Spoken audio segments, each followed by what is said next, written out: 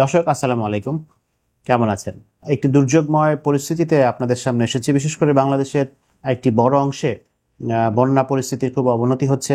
আপনারা জানেন যে বন্যা দুর্গত মানুষদের ভীষণ কষ্ট এবং তারা ভীষণ প্রতিকূল অবস্থার মধ্য দিয়ে তারা দিনাতিপাত করছে। তাদেরকে সাহায্যের জন্য আমরা সর্বোচ্চ চেষ্টা করছি। আশপাশে সবাই একত্রিত হয়ে সমর্থন দেওয়ার চেষ্টা করছি, সহযোগিতা করার চেষ্টা করছি। এই যে প্রাকৃতিক দুর্যোগ বা এই যে অথবা যে কোনো মানবসৃষ্ট দুর্যোগ, এই দুর্যোগে আমরা কিন্তু মানসিকভাবে ভেঙে পড়ি। এই যে প্রাকৃতিক দুর্যোগে যে মানসিক চাপ হয়, সেই চাপের বিষয়গুলো নিয়ে আজকে কথা বলবো। যে প্রাকৃতিক দুর্যোগ বা মানবসৃষ্ট দুর্যোগ বা যে কোনো দুর্যোগে যে কি কি মানসিক চাপের লক্ষণ আমরা পেতে পারি বা একজন মানুষের মধ্যে কি কি লক্ষণ আসতে পারে। এবং আমরা এটা দুইটি ভিডিও করব। এই ভিডিওটিতে শুধুমাত্র লক্ষণগুলো বলবো, এর পরের ভিডিওতে কিভাবে এই চাপগুলোকে সামাল দিবে বা এর চিকিৎসা নিয়ে আমরা আলাপ করব। তো এই হেলথ কেয়ার বাংলা চ্যানেলে আপনাদেরকে আবারও স্বাগত জানাচ্ছি।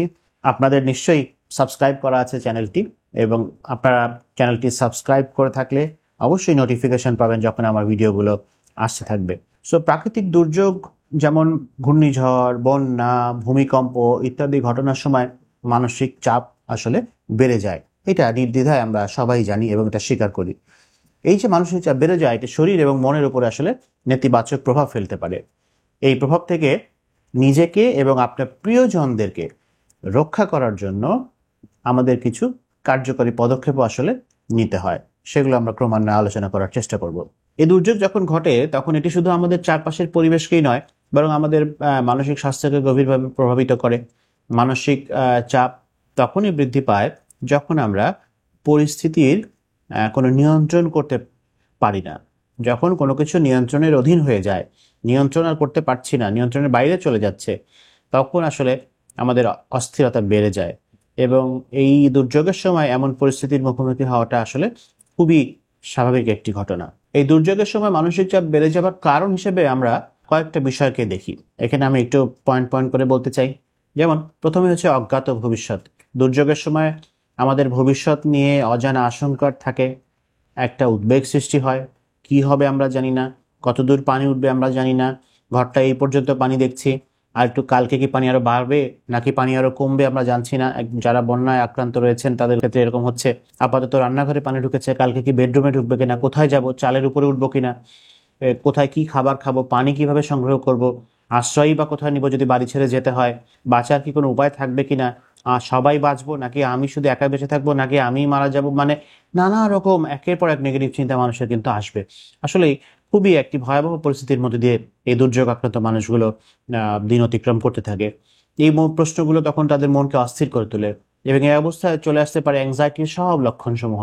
যেমন নিশ্চয়ই মনে আছে অ্যাংজাইটির লক্ষণসমূহ আমরা বলেছিলাম: বুক ধড়ফড় করা, দম বন্ধ ভাব, বুকে চাপ, মাথায় চাপ চাপ অনুভব করা, হাত কাঁপা, ঘাম হওয়া, গলা শুকিয়ে আসা, পেটে নানা রকম অস্বাভাবিক অনুভূতি।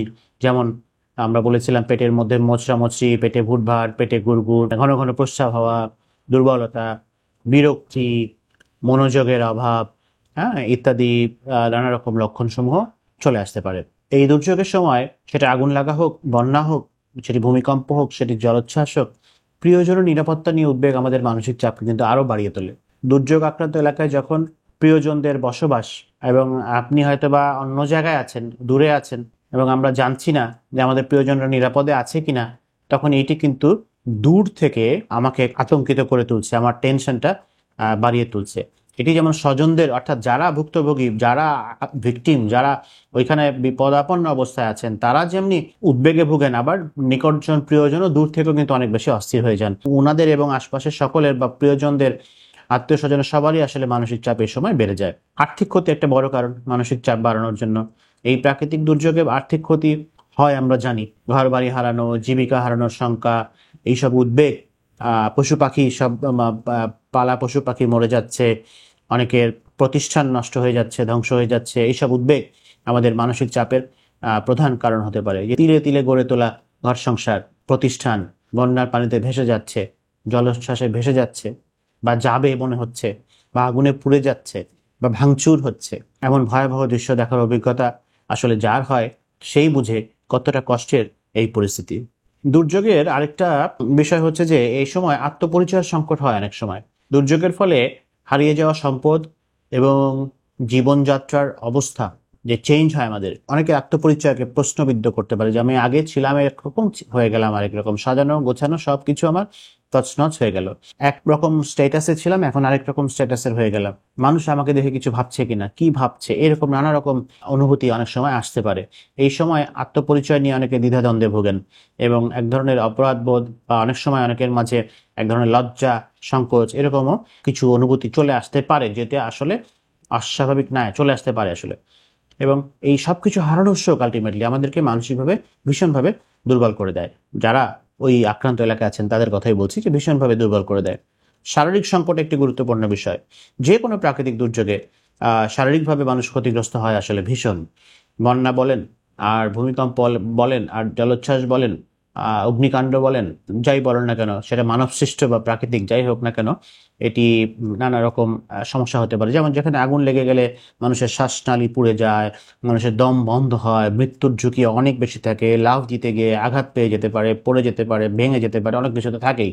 আর বন্যার কথা যদি বলি তাহলে সংক্রামক নানা ব্যাধির ঝুঁকি থাকে, শারীরিক অসুস্থতা, দুর্যোগময় পরিস্থিতিতে চিকিৎসার অপ্রতুলতা মানুষকে আস্তে আস্তে আরো বেশি ভয়ের দিকে ঠেলে দেয়, আরো বেশি বিপন্ন করে তোলে, আরো বেশি আবেগী করে ফেলে, আরো বেশি টেনশনে ফেলে দেয় এবং বিষণ্ণতার লক্ষণ, উদ্বেগের লক্ষণ অনেক বেশি বেড়ে যায়। এখন কথা হলো, এগুলো ছিল কারণ। এখন এই কারণের ফলে প্রাকৃতিক দুর্যোগের সময় যে মানসিক চাপের কিছু লক্ষণ আসবে আমি বলেছিলাম, সেই সাধারণ লক্ষণগুলো আমি বলছি। প্রথমে যেটা বলতে পারি, অনিদ্রা। প্রাকৃতিক দুর্যোগের সময় ঘুম আসবে না, এটি তো স্বাভাবিক। আমি দেখছি আমার বাসায় পানি পানি উঠছে, আস্তে আস্তে পানি বাড়ছে। আমি যে রাতে ঘুমাবো, এই ঘুমের মধ্যে যদি পানি আস্তে আস্তে বেড়ে আমি যদি মরে যাই, এই ভয়টা তো খুব স্বাভাবিক। ঘন ঘন ঘুম ভেঙে যেতে পারে, ঘুম আসতে চাইবে না, মৃত্যু ভীতি আপনাকে পেয়ে বসবে, মনের উদ্বেগ এবং আতঙ্ক, এই সবসময় আসলে মানুষের ঘুমকে ব্যাহত করতে পারে। এই সময় ঘুমের মাঝে দুঃস্বপ্ন দেখে মানুষ, খুব স্বাভাবিক। আতঙ্কের কিছু অনুভূতি হয়, চমকে ওঠা, অকারণেই খুব চিন্তিত হওয়া, অল্প শব্দেই আঁতকে ওঠা বা বুক ধরফর করে ওঠার মতো লক্ষণ প্রাকৃতিক দুর্যোগের পরের প্রতিক্রিয়া হিসেবে আসতে পারে, যেটাকে আমরা বলি স্ট্রেস ডিসঅর্ডার বা স্ট্রেস রিয়াকশন। বড় ধরনের একটি দুর্ঘটনার পরে বা একটি অগ্নিকাণ্ডের পরে, একটি বড় প্রাকৃতিক দুর্যোগ যার সাক্ষী আপনি হয়েছেন, তারপরে এই লক্ষণগুলো কিন্তু চলে আসতে পারে। এটা তো গেল অ্যাকিউট, হঠাৎ করে। আবার দীর্ঘমেয়াদী মানসিক সমস্যারও কারণ হয়ে যেতে পারে পরবর্তীতে, যারা এই ধরনের সিমটমকে অবজার্ভ করেছেন বা লক্ষ্য করেছেন। এই অ্যাকিউট স্ট্রেস ডিসঅর্ডার, বা যেটা অনেকদিন পরে, 1 মাসের পরেও যদি এই সমস্যাগুলো আসা শুরু করে বা তারপরেও যদি স্থায়ী হয়, তখন সেটাকে আমরা বলি যে পোস্ট ট্রমাটিক স্ট্রেস ডিসঅর্ডার। এই দু ধরনের মানসিক রোগ হতে পারে, কিন্তু খুবই কমন। যে কোনো ডিজাস্টার বা দুর্যোগের পরে এটা প্রায়ই দেখা যায়। এই ধরনের রোগে, এই যে স্ট্রেস ডিসঅর্ডারের রোগে, সেই ভয়াবহ স্মৃতি বারবার ফিরে আসে, একদম ফ্ল্যাশব্যাকের মতো। আবার অনেকে সেই স্মৃতি মনে করতেই পারেন না বা চান না, এড়িয়ে চলেন স্মৃতিগুলোকে। ওই ঘটনাগুলো যদি বলা হয় বা তার সামনে বলা হয় বা তাকে বলতে বলা হয়, তাহলে তিনি ভয়ে কুঁকড়ে যান। তার মধ্যে ভীতিকর একটি পরিস্থিতি সৃষ্টি হয়, তার শরীর এবং মনে ভয়াবহ প্রভাব ফেলে, তিনি বিষয়টাকে এড়িয়ে যাবার চেষ্টা করেন। এগুলো হচ্ছে যে স্ট্রেস ডিসঅর্ডারের লক্ষণ। আতঙ্কিত হয়ে থাকেন সর্বক্ষণ, হাইপার ভিজিলেন্স আমরা বলি, যে চমকে ওঠা, অল্প শব্দেই চমকে চমকে উঠছেন তিনি, এরকম হয়ে যায়। সময় মেজাজ খিটখিটে হয়ে যেতে পারে, যে কোনো ছোটখাটো ঘটনার জন্য দ্রুত রেগে যেতে পারেন, সহ্য ক্ষমতা কমে যেতে পারে, অল্পতে বিরক্ত হয়ে যাচ্ছেন, এবং এগুলো ডেফিনেটলি এগুলো মানসিক চাপের লক্ষণ, বুঝতে হবে। অবসাদ বা ডিপ্রেশন, এটি আসলে কিন্তু খুব কমন। সবসময় ক্লান্তি অনুভব করা, কোনো কাজ করতে ইচ্ছা না করা মানসিক চাপের একটি লক্ষণ আমরা জানি।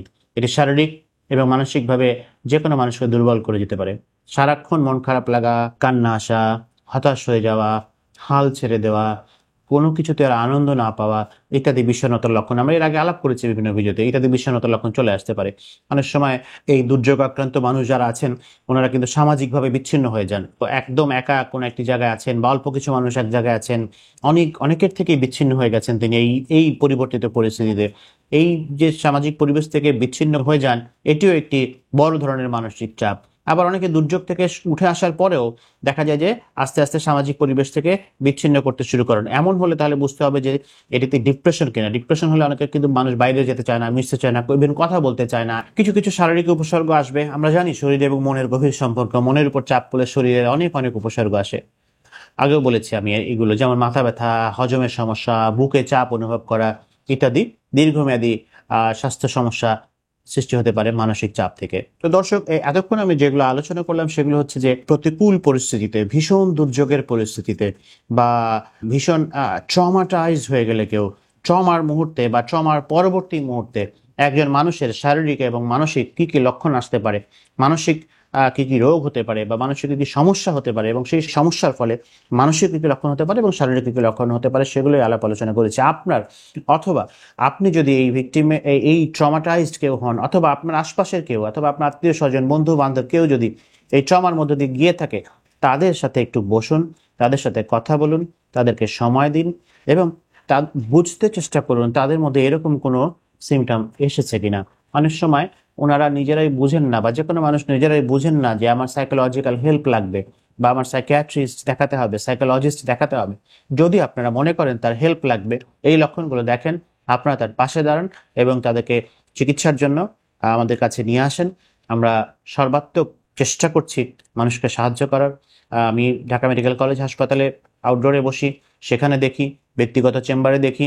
এই যে বিগত কোটা আন্দোলনের সময় যখন মানুষজন আহত হয়ে আমাদের এখানে ভর্তি আছেন বা অনেকে আমার কাছে ব্যক্তিগতভাবে দেখাতে আসছেন, তাদের মানসিক দিকগুলোকে সুচারুরূপে দেখার চেষ্টা করছি, মানসিক ক্ষতগুলোকে সারিয়ে তোলার চেষ্টা করছি। সেজন্য আপনারা দোয়া করবেন যেন আপনাদেরকে সেবা দিতে পারি।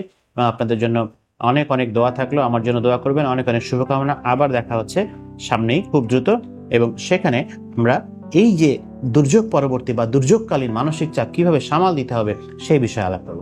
ধন্যবাদ।